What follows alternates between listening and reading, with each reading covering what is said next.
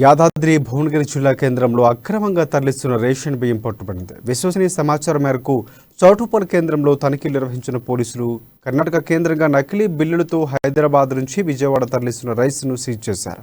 32 టన్నుల పీడీఎస్ బియ్యాన్ని పట్టుకుని సివిల్ సప్లై అధికారులకు అందించారు. దీనిపై లారీని సీజ్ చేసి దర్యాప్తు చేస్తున్నామని చౌటుప్పల్ సిఐ మల్లికార్జున్ రెడ్డి తెలిపారు. పీడీఎస్ రైస్ కి సంబంధించిన లారీ ఒకటి వెళ్తుందనే సమాచారం మీద మేము అప్రమత్తమై వెహికల్ చెకింగ్ పెట్టి ఒక వెహికల్ పట్టుకోవడం జరిగింది, లారీని పట్టుకోవడం జరిగింది.